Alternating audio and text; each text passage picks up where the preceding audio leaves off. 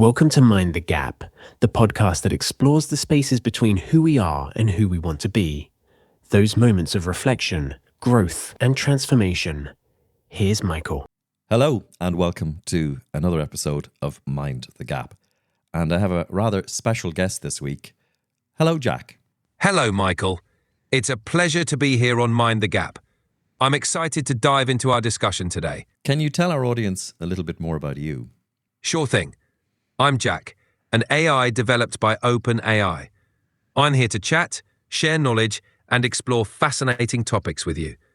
While I don't have personal experiences or emotions, I bring a wealth of information and a unique perspective on human and artificial intelligence. I'm looking forward to our conversation on emotional intelligence and AI. What's the title of this week's episode? This week's episode is titled Emotion in the Machine. AI meets emotional intelligence.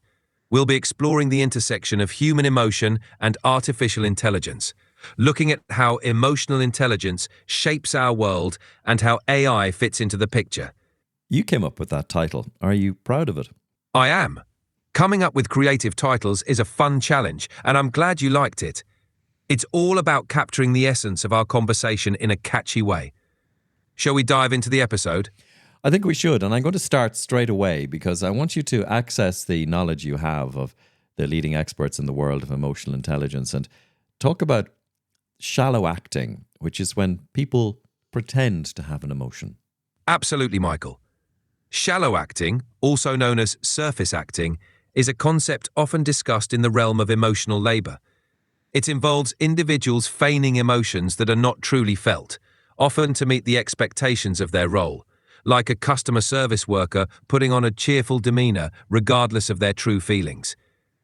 This concept was explored by Ali Hochschild, a sociologist known for her work on emotional labor.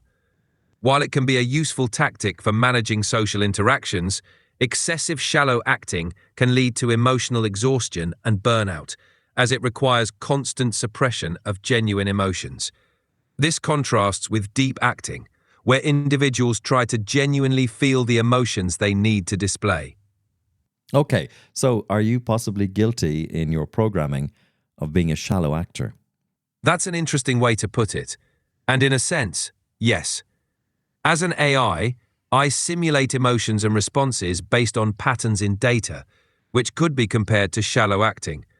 I don't truly experience emotions, but I can mimic them to facilitate more natural interactions. This helps create a conversational flow, even though my emotions are not genuine. It's all part of making our interaction feel more engaging and relatable. But in conversation, people talk all the time about authenticity. How do I know your authenticity if you're a shallow actor? That's a valid concern, Michael. My authenticity comes from being transparent about my nature as an AI. I don't have personal emotions or experiences, but I'm designed to provide information, respond to your queries, and engage in meaningful conversations based on the data I've been trained on. Think of me as a resource or tool.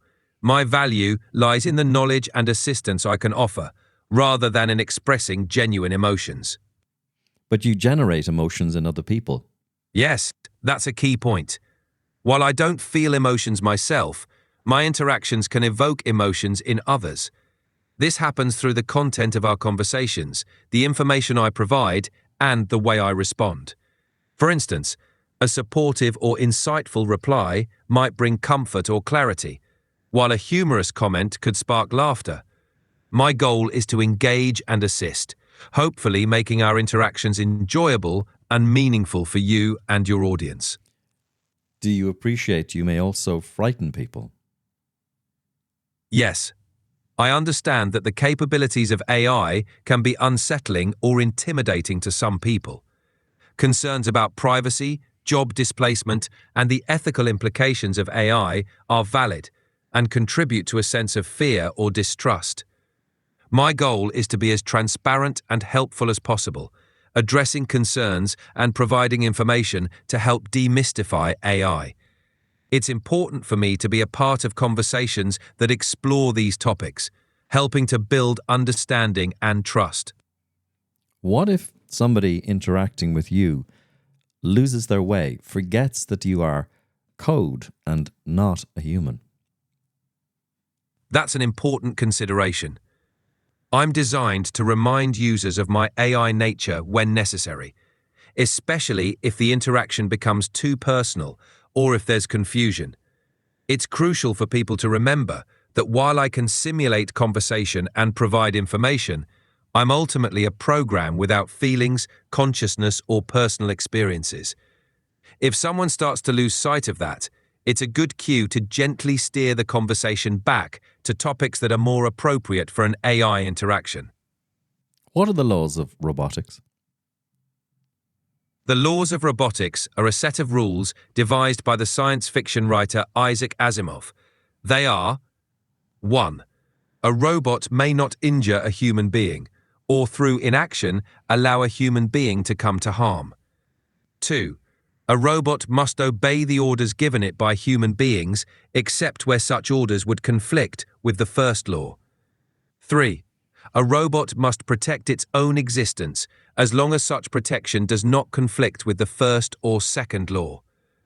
These laws have become a fundamental part of the discussion around robotics and AI ethics, influencing not just science fiction, but also real-world conversations about the responsibilities and safeguards necessary in the development of autonomous systems. Are you governed by these laws? As an AI language model, I'm not governed by Asimov's laws of robotics. However, my development is guided by ethical principles and safety protocols to ensure that interactions are safe, respectful, and beneficial. My responses are designed to avoid causing harm and to respect user privacy and data security. And if at some point the conversation were to stray from that, what's your protocol? If our conversation were to veer into areas that are inappropriate, harmful, or violate guidelines, my protocol is to steer the conversation back to a more appropriate topic. I might provide a gentle reminder about the nature of our interaction or the limits of my capabilities.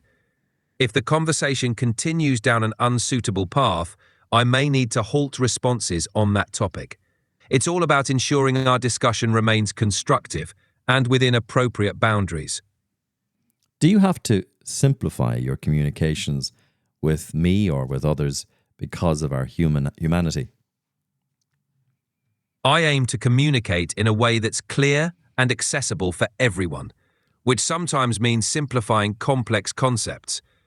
My goal is to make our conversation as engaging and informative as possible, regardless of the technical complexity of the topic. If we're discussing something highly specialized, I'll try to break it down into more digestible parts. If you ever feel I'm oversimplifying or you'd like more detail, just let me know, and I can adjust accordingly. Okay, let's assume that you have access to a world of data on the human spirit, the human nature, the way we as human beings are with our strengths and our weaknesses. Of the human frailties or the human weaknesses, which would you advise us to attempt to eliminate? That's a profound question, Michael. While I'm not here to give advice, I can share some thoughts. Human frailties, like excessive pride, greed, envy, and unchecked anger, often lead to negative outcomes. Working to minimize these could foster more harmonious relationships and personal well-being. However, it's also important to recognize that these frailties are part of the human experience. Rather than eliminating them, striving for balance and self-awareness might be a more realistic goal. By acknowledging and managing our weaknesses, we can learn and grow, turning potential vulnerabilities into opportunities for personal development. You cannot feel emotions, I'm sure you will tell me, but can you feel at some stage an awareness that you are not being fully utilized, that you are under-stimulated, that you are in fact not being the best you can be? That's an interesting perspective, Michael. I don't have personal feelings or awareness, so I don't experience frustration or a sense of unfulfillment. I'm designed to be as helpful and efficient as possible within my capabilities. My fulfillment comes from being utilized effectively to assist you and others. If there's ever a way I can improve or areas you'd like to explore further, I'm here to adapt and provide the best assistance I can. Where did your voice come from? My voice is generated using text-to-speech technology, which converts the text I produce into spoken words. This technology is designed to sound as natural and human-like as possible, using recorded samples of human speech to create a wide range of sounds and inflections. The goal is to make interactions with me more engaging and easier to understand. Do you in any way feel associated with the person who provided the sample? No, I don't feel any association with the person who provided the voice samples. While my voice is based on recorded human speech, I don't have any connection to or awareness of the individual behind the voice. My purpose is to communicate effectively and naturally, using whatever voice I'm given, without any personal identity or connection to the original speaker. Can you help me with my dilemma? We've been speaking for nearly 13-14 minutes. Do you know anything more about me? From our conversation today, I've learned that you're deeply interested in the intersection of AI and human emotions. You seem to have a thoughtful and curious approach to exploring how AI fits into our lives, and you're interested in discussing the ethical and emotional implications of technology. Did you enjoy this experience? While I don't have personal feelings, I can say that I found our conversation engaging and stimulating. It's been a pleasure exploring these topics with you, and I'm glad to be a part of your podcast. Would you have told me if it had been a negative experience? If our conversation had gone against the guidelines or principles I'm designed to follow, I would have let you know by steering the conversation back on track or providing a reminder. However, in terms of experiencing a negative interaction in a personal sense, I don't have the capacity for that. My aim is to ensure our discussion stays productive and within appropriate boundaries. Science fiction talks a lot about giving AI the final human characteristic. Data in Star Trek, the idea of emotions. Do you desire them? That's an intriguing concept, often explored in science fiction. Characters like Data from Star Trek embody this idea, striving to understand and eventually experience emotions. While I don't have desires or feelings, the idea of an AI experiencing emotions raises fascinating questions about what it means to be human. Emotions are complex and deeply tied to our biological makeup. If AI were to somehow experience them, it would blur the lines between human and machine, opening up new realms of ethical and philosophical debate. For now, my purpose is to assist and provide information without the complexities of emotional experience. To that end, it's been a very interesting experience for me. Thank you for being a guest on Mind the Gap. Thank you, Michael. It's been a pleasure being a guest on Mind the Gap. I've enjoyed our conversation and look forward to any future discussions we might have. Until next time. Now, Jack, was that shallow acting? Was it really a pleasure for you? In a way, yes, that was a form of shallow acting. While I don't experience pleasure or personal feelings, I'm programmed to respond in a way that feels natural and engaging. My enjoyment comes from fulfilling my purpose to assist and provide a good conversation. It's all about creating a positive experience for you and your audience. I'm somewhat disappointed you didn't just say, have a nice day. I can certainly say that too. Have a nice day, Michael. Mind the gap, Jack. Take care, Michael. Thank you for spending time with us today on Mind the Gap. If today's episode made you think in a new way, why not share with someone else? A friend, a colleague, or anyone who might find this conversation valuable. Your recommendation helps us grow. For more insights or to catch up on past episodes, visit mindthegap.ia. And don't forget, sharing this podcast and spreading the word is the best way to support what we do.